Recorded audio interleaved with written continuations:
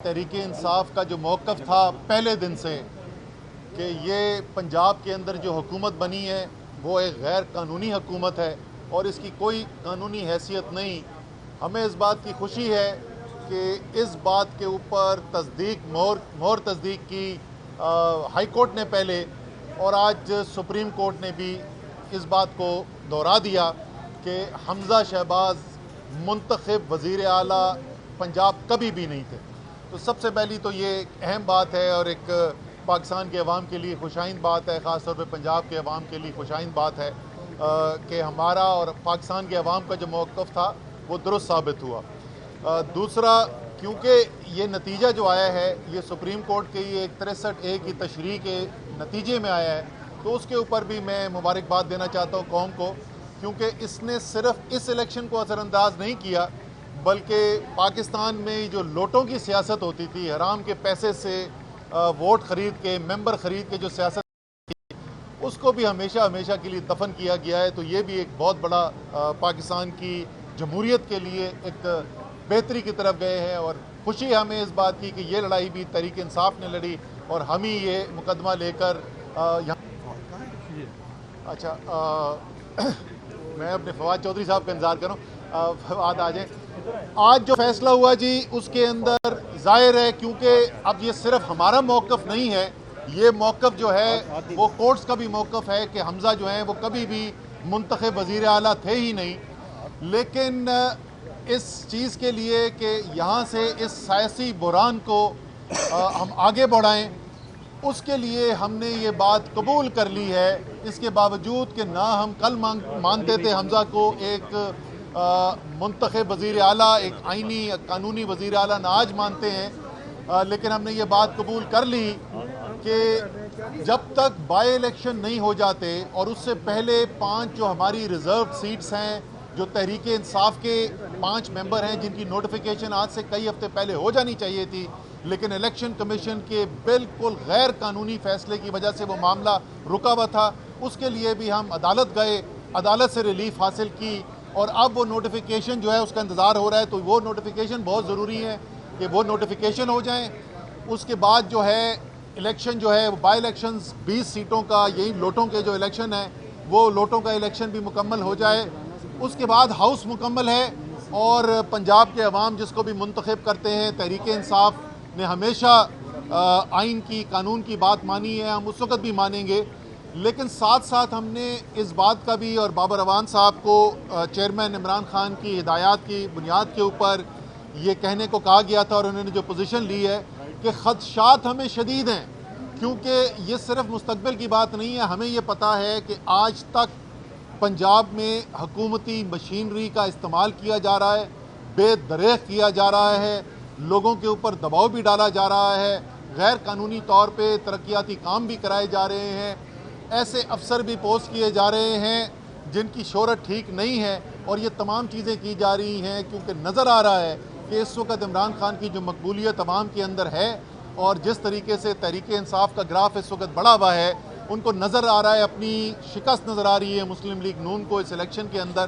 तो इलेक्शन के ऊपर असरअंदाज होने की कोशिश कर रहे हैं। तो कोर्ट ने आज अपने फ़ैसले के अंदर ये भी बोल दिया कि वो अपने हिदायत के अंदर ये भी लिखेंगे कि किसी तरीके से भी इलेक्शन के ऊपर गैर कानूनी तौर पर असरअंदाज करने की कोशिश जो है उसकी इजाज़त नहीं दी जाएगी। और ये अहकामात जो हैं वो IG को, चीफ सेक्रेटरी को, इन तमाम मुतल्लिका अफसरों को दे दिए जाएंगे। इलेक्शन कमीशन को ये हिदायत जारी कर देगी सुप्रीम कोर्ट कि ये इलेक्शन जो है, और जैसे चीफ जस्टिस ने कहा कि सबसे अहम वजह जिसकी वजह से हम ये फ़ैसला कर रहे हैं वो है यही कि एक साफ, शफाफ, आज़ाद इलेक्शन हो, उसी के लिए ये तमाम फ़ैसला किया जा रहा है। और हमारी उम्मीद यही है कि इसी फ़ैसले की, इस रूह के मुताबिक पंजाब की हुकूमत आगे चलेगी।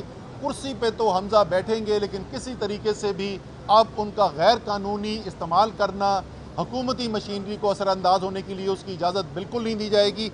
आखिरी बात, इससे पहले कि मैं फिर फवाद चौधरी से बोलूँगा, आखिरी बात जो आज शायद सबसे अहम बात चीफ जस्टिस साहब ने की, वो उनका रिमार्क था, वो ऑर्डर का हिस्सा नहीं है, लेकिन उन्होंने एक ऐसी बात की जो इस वक्त पाकिस्तान की बहुत बड़ी अक्सरियत की राय है। और उनका कहना ये था कि मेरे ख्याल में, यानी चीफ जस्टिस के ख्याल में, जब सियासी बहरान इस नहज पर पहुंच जाएं तो उसका वाहिद हल जो है वो ये होता है कि अवाम को रुजू किया जाए और अवाम को फैसला कर देना चाहिए, करने की इजाज़त देनी चाहिए। तो हमारी उम्मीद है कि फ़ैसला साज भी इस नतीजे पर जल्द पहुँचेंगे और जो मुल्क को नुकसान हो रहा है, बढ़ती हुई तेल की कीमतें, पेट्रोल की कीमत, डीज़ल की कीमत, शदीद लोड शेडिंग, ये जो ग़ुलामी की कीमत अदा करनी पड़ी है कौम को, इससे जल्द आज़ादी हासिल की जाएगी। और आखिर में सिर्फ इसी दावत के साथ दोबारा कल इमरान खान परेड ग्राउंड में कल शाम को आप सबका, उन सबका जिनको ग़ुलामी नामंजूर है उसको इंतज़ार करेंगे, जो महंगाई के खिलाफ आवाज़ उठाना चाहते हैं उनका इंतज़ार करेंगे। तमाम लोगों को दावत देता हूँ कि वहाँ पे पहुँचे। अच्छा, फवाद चौधरी साहब, सबसे पहली बात यह है और ज़्यादा लोग निकलेंगे जिस तरीके से इधर हो जाओ आप इधर। सबसे पहली बात तो यह है कि आज जिस तरह से असद उमर साहब ने कहा, सबसे अहम 2 रिमार्क्स जो चीफ जस्टिस साहब ने आज दिए हैं और जिस किस्म का रोल उन्होंने आज सुप्रीम कोर्ट ने लिया है, एक तो उन्होंने कहा है कि इंतखाबात जो हैं वो अल्टीमेट हल होते हैं क्राइसिस का पार्लियामेंट्री डेमोक्रेसी में।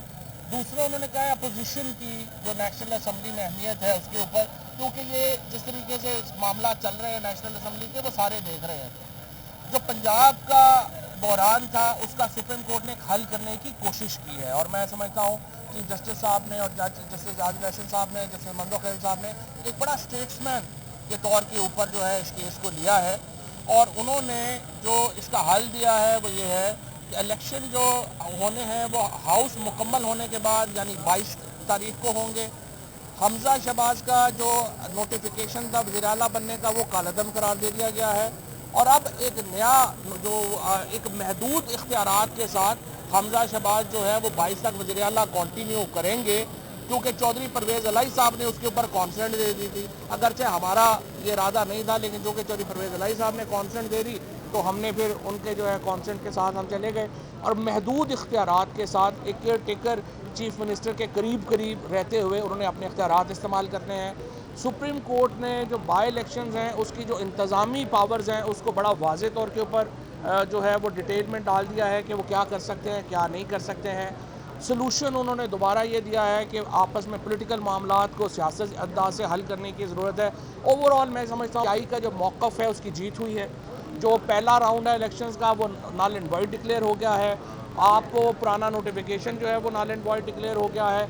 हम समझते हैं कि एक मौका मिला है दोबारा एक पंजाब के अवाम को कि वो अपनी मुंतखब हुकूमत कर सकें। अल्टीमेट इंशाल्लाह जो हल है वो तो इलेक्शंस हैं और इलेक्शंस की तरफ हमने जाना है, लेकिन इन शॉर्ट टर्म एक सलूशन आज मिला है और इस पर मैं तहरीक इंसाफ के तमाम जो कारकुनान हैं उनको मुबारकबाद देना चाहता हूँ और इंशाल्लाह ताला कल परेड ग्राउंड में आप सबसे मुलाकात होगी। सर ये बता दें कि ये जो मौक़िफ़ था आपका शहबाज को कबूल अपना इसके खिलाफ, वो तो आपका नैरेटिव ख़त्म ही आज हो गया, आपने खुद उनको वज़ीर आला मान लिया।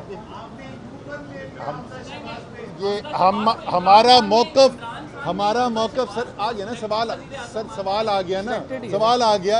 हमारा मौक़िफ़ तो अब सिर्फ हमारा मौक़िफ़ नहीं रहा, अब तो हम लाहौर हाई कोर्ट का मौक़िफ़ भी बन गया, सुप्रीम कोर्ट ऑफ पाकिस्तान का मौक़िफ़ भी बन गया और ये अब लीगल कानूनी मोहर लग गई कि हमजा शहबाज गैर कानूनी वज़ीर आला था, वो कभी भी वज़ीर आला मुंतखब हुआ ही नहीं था। और उसके बाद चीफ जस्टिस साहब से ये कहा गया कि जी अब तो जाहिर है नोटिफिकेशन कलअदम हो जाएगा। उन्होंने कहा जी वो तो बिल्कुल कलअदम हो जाएगा जिससे वो चीफ जस्टिस बने थे। फवाद चौधरी साहब ने कहा जी फिर उनको केयर टेकर चीफ जस्टिस कहेंगे। उन्होंने कहा नहीं, हम उसके लिए कोई नाम ढूंढ लेंगे, यानी वो वजीर आला नहीं है मुंतखब, वो एक अबूरी एक सिस्टम है जो चलेगा 17-18 दिन के लिए। लेकिन एक मिनट सर, सिर्फ एक मिनट में हम जो बात कह रहे थे, एक सेकंड, हम जो बात कह रहे थे कि हमजा शहबाज इलेक्टेड नहीं सिलेक्टेड सीएम है, वो साबित हो गया। साबित हो गया। बाबर अवान साहब, ये बाबर अवान साहब, सुप्रीम कोर्ट ने हमजा शहबाज को गैर आईनी चीफ मिनिस्टर करार दे दिया है, आप क्या कहते हैं?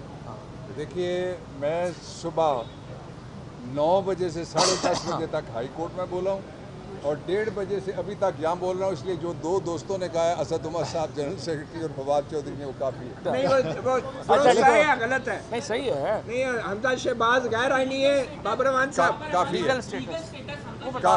क्या है लीगल स्टेटस क्या है?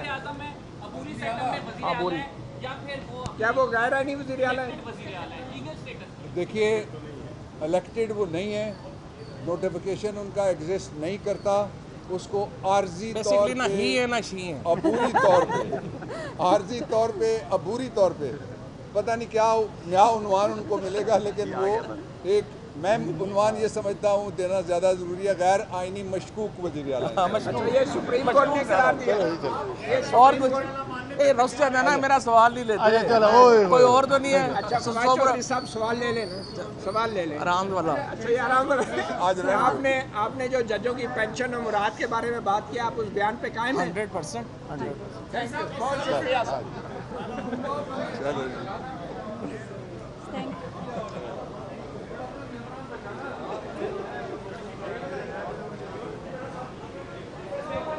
कि सिर्फ